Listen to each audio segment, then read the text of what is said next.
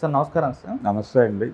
Sir పిఠాపురంలో మొన్న ఉద్రిక్త పరిస్థితి అయితే నెలకొంది సార్. అటు జనసేనకి అండ్ టీడీపీకి అక్కడ నాగబాబు గారు ఒక ఈవెంట్లో భాగంగా వెళ్ళడం జరిగింది. అయితే టీడీపీ కార్యకర్తలంతా కూడా జై వర్మ జై జై వర్మ అంటూ నినాదాలు ఇవ్వడం, వాళ్ళకు పోటీగా అటు జనసేన వాళ్ళు కూడా జై జై జనసేన జై పవన్ కళ్యాణ్ అంటూ వాళ్ళు నినాదాలు ఇవ్వడం, వీళ్ళ మధ్య ఒక ఆధిక్య పోరైతే నడిచింది సార్. ఆ తర్వాత వీళ్ళపైన టీడీపీ వాళ్ళపైన ఎవరైతే అరిచారో, ఎవరైతే వీళ్ళపైన ఇబ్బంది పెట్టారో వాళ్ళపైన కేసులు అయితే నమోదు చేశారు. కేసు పెట్టింది నాగబాబు అనే ఒక వ్యక్తి అని సాక్షి మీడియా పెద్దగా ప్రచారం అయితే చేసింది. అంటే కొణిదెల నాగబాబే పెట్టించాడని చెప్పేసి, ఆ తర్వాత వాళ్ళు క్లారిటీ ఇచ్చే ప్రయత్నం చేశారు, ఇది జనసేన కార్యకర్త నాగబాబు పెట్టాడని చెప్పేసి. కానీ ఏం జరుగుతుంది ఆ పిఠాపురంలో అని చూస్తే సార్, అక్కడ వర్మగా ఉన్నారు కదా, ఆయన లేకుండా ఉంటేనే అక్కడ కంచుకోటగా పవన్ కళ్యాణ్ గారికి అది మారుతుంది, ఆయన ఉండుంటే ఆయన పోటీ వీళ్ళిద్దరి మధ్య ఉంటుంది అన్నట్టుగానే ప్రవర్తిస్తున్నారు. అందుకే జనసేన వర్మను లేకుండా చేద్దామనే ప్లాన్లో భాగంగా ఇదంతా చేస్తున్నారు అంటున్నారు. మరి ఏం జరుగుతుంది పిఠాపురంలో, దీనికి సంబంధించి మీరేం చెప్తారు సార్? పిఠాపురంలో ఆధిపత్య పోరు అనేది ప్రొజెక్ట్ చేయటం ప్రతిపక్షానికి అవసరం. ఓకే, వాళ్ళు అందులో భాగంగానే అక్కడ ఒక వైరుధ్యం ఉంది అనేది ప్రచారం చేస్తున్నారు. వైరుధ్యం ఉండొచ్చు కూడా, ఎందుకంటే వర్మ తన ఉనికిని తాను కాపాడుకోవాల్సినటువంటి అవసరం ఉంది అక్కడ. లేదు, ఆయన వేరే నియోజకవర్గం వెతుక్కునైనా వెళ్ళిపోవాలి. ఆయన వెళ్ళిపోవట్లేదు, అక్కడే ఉన్నాడు. అక్కడే ఉండి నెక్స్ట్ టైం తానే నిలబడతాను అన్నటువంటి ప్రొజెక్షన్ ఇస్తున్నాడు ఆయన. తాను త్యాగం చేసిన దానికి ఏదైనా గుర్తింపు ఉండాలని కూడా కోరుకుంటున్నాడు. ఆ గుర్తింపు కేవలం తెలుగుదేశం పార్టీ నాయకత్వం నుంచే కాదు, తను ఫెసిలిటేట్ చేసినటువంటి జనసేన పార్టీ నుంచి కూడా ఆ రెస్పెక్ట్ని ఆయన ఎక్స్పెక్ట్ చేస్తున్నాడు.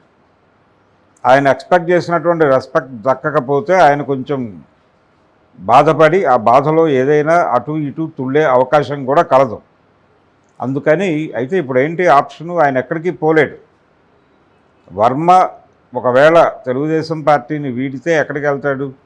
జనసేనలోకి రాలేడు. ఎలాగో అతని జీవితానికి విలన్ జనసేనే అనుకుంటే ఆల్టర్నేటివ్ ఇంకేముంది, వైసీపీ ఉంది. వైసీపీలోకి పోలేడు కదా. అందుకని ఆయనకి ఇస్తామన్నటువంటి పదవులు ఇవ్వటంలోనూ తాత్సారం చేస్తున్నారు. ఇతని నియోజకవర్గాన్ని నమ్ముకుని ఉన్నాడు. ఈ నియోజకవర్గాన్ని నమ్ముకుని ఉన్నంతకాలం ఇతనికి ఏదో మేలు చేస్తే సరిపోతుంది. అతని పర్సనల్ లెవెల్లో ఏవో కొన్ని ఆయనకు ఫేవర్స్ చేసేస్తే ఉంటాడు అలాగే అనేటువంటి ఒక అభిప్రాయం ఏవైనా తెలుగుదేశం పార్టీ నాయకత్వంలో ఉందా? వాళ్ళు పవన్ కళ్యాణ్ని సీరియస్గా ఫెసిలిటేట్ చేయాలని అయితే అనుకుంటున్నారు. ఆయనతో ఇప్పుడు ఘర్షణలు పడాలి, ఎవరో ఒక ఎమ్మెల్యే, మాజీ ఎమ్మెల్యే గురించో లేకపోతే సీటు త్యాగం చేసిన ఎమ్మెల్యే గురించో జనసేనతోనో పవన్ కళ్యాణ్తోనో గొడవ పడాలని టీడీపీ అనుకోవడం లేదు. ఎందుకంటే వాళ్ళకు తెలుసు ఈ మైత్రి బంధానికి జీవనాధారం పవన్ కళ్యాణ్ అనేది వాళ్ళకి స్పష్టంగా తెలుసు. అందుకని వాళ్ళు క్లియర్గా ఆ ఏరియాలోకి వెళ్ళరు. ఏది వాళ్ళకి కేంద్రంలో సినిమా మారుతోంది అనే పరిస్థితి వస్తే మాత్రం పవన్ కళ్యాణ్ని క్షమించరు, పవన్ని క్షమించరు, బీజేపీని క్షమించరు. కానీ అప్పుడు వాళ్ళు సెక్యులర్ అయిపోతారు. హిందూ మతం గురించి కూడా మాట్లాడరు. అప్పుడు కేంద్రంలో సీన్ మారుతోంది అనే ఇండికేషన్ కనుక టీడీపీకి ఉంటే, లేనంతకాలం వాళ్ళు పవన్ కళ్యాణ్ మీద ఏగవాలినా ఊరుకోరు. ఆ ఏగ తెలుగుదేశం ఏగైనా సరే చంపేస్తారు. అంతగా కమిట్మెంట్ చూపించాలి అని అనుకుంటున్నాడు చంద్రబాబు. అనుకోవడం వలన కేసులు పెట్టగలిగారు పోలీసు. కేసులు పెట్టిన తర్వాత అది కొణిదెల నాగబాబు మరొక నాగబాబు అనేది ఒక కాంట్రవర్సీ వాళ్ళు రైజ్ చేశారు, వైసీపీ వాళ్ళు. అది కాదు అని చెప్పుకునే ప్రయత్నం వీళ్ళు చేస్తున్నారు. సరే, ఆ గొడవ పక్కన పెట్టేస్తే వర్మ చేయవలసింది ఏంటి? ఎప్పటికప్పుడు ఇలాంటి ఒక గొడవ రైజ్ చేసి తనని తాను న్యూస్లో ఉంచుకుంటూ తనకు కావలసినటువంటి పనులు, ఇప్పుడు దీని వెనకాల ఒక అనునయ కార్యక్రమం నడుస్తుంది కనిపించకుండా. ఈ అనునయ కార్యక్రమం సందర్భంగా ఆయన కొన్ని ప్రతిపాదనలు చేసి వాటిని పొంది సైలెంట్ అవుతాడు. మళ్ళీ 4 రోజుల తర్వాత రైజ్ అవుతుంది ఏదో ఇష్యూలు. ఇది ఆయన జీవన ఒక రకంగా ఆయన జీవన విధానంగా మారిపోయింది వర్మకి. అలా కొనసాగుతాడు ఆయన, అది అనివార్యం. దానికి ఫిక్స్ అయిపోయినట్టుగా కనిపిస్తున్నాడు ఆయన. ఒకరోజు తను నేను త్యాగం చేశాను అని చెప్పి అడ్మిట్ చేస్తాడు ఎక్కడో, కానీ నాకు దక్కింది ఏమిటి అని కూడా ఒక ఆవేదన వ్యక్తం చేస్తాడు. వెరీ నెక్స్ట్ డే ఆయన ఎవరో రోడ్డు మీద వెళ్తున్నటువంటి ఒక అమ్మాయిని పలకరిస్తాడు. ఏమమ్మా ఎలా ఉంది అని. ఈయన కారులో ఉంటాడు. ఏదో అయ్యగారు ఇలా బతికేస్తున్నావు, మీరు లేరు కదా అంటున్నామని. లేకుండా ఎక్కడున్నానమ్మా, ఇక్కడే ఉన్నాను కదా, గెలిచింది పవన్ కళ్యాణ్ గారైనా మన నాయకుడే కదా, నేను ఉన్నాను కదా, మీకు ఆయనకి మధ్య ఏదైనా ఉంటే నాకు చెప్పుకోండి అని మాట్లాడతాడు. అదంతా వీడియో షూట్ అయ్యి బయటకు వస్తుంది. చూస్తున్నాం ఆ వీడియోలన్నీ సోషల్ మీడియాలో. సో తన ప్రజెన్స్, తన ఉనికి చాలా ప్రాధాన్యత సంతరించుకుని ఉంది ఇక్కడ. పిఠాపురం అంటే వర్మది అనేది ఎప్పటికప్పుడు నిరంతరం ప్రజల మనసుల్లో ఉండటానికి ఆయన విపరీతంగా పాకులాడుతున్నాడు అనేది వాస్తవం. తద్వారా ఏంటంటే ఎప్పటికప్పుడు తనని లైమ్ లైట్లో ఉంచుకొని తనకు కావలసినటువంటి పనులు సానుకూలపరుచుకుంటూ తన ఉనికిని కాపాడుకోవడంలో భాగంగా ఆయన అప్పుడప్పుడు కొంచెం అగ్రెసివ్గా కూడా వ్యవహరిస్తున్నాడు. ఈ కథ వాళ్ళకి తెలుసు, జనసేనకు కూడా తెలుసు. అందుకని జనసేన అధినాయకుడు మాట్లాడాల్సి వస్తే వర్మ గారికి అన్నీ తెలుసు, ఆయన ఎలా చేయాలో ఆయనకి తెలుసు. ఆయన ఏం చేసినా అందరి మంచి కోసమే చేస్తాడు. ఇలాంటి జనరల్ స్టేట్మెంట్ ఏదో ఇస్తాడు ఆయన. గతంలో కూడా ఒకసారి వర్మ గారికి ఏదో కొంచెం అలకలో ఉన్నట్టున్నాడు అని ఎవరో అంటే చీచి ఆయన అలకలో ఉండటం ఏంటి, ఆయన నాకు మార్గదర్శి, క్రాంతదర్శి ఇలా ఏవో మాట్లాడాడు ఆయన. విచిత్రమైన స్టేట్మెంట్లు పవన్ కళ్యాణ్. అదే జరుగుతుంది, అంతకు మించి ఏం లేదు. వర్మ తన ఉనికిని నిలబెట్టుకోవడానికి పడుతున్న కసరత్తు ఇదంతా.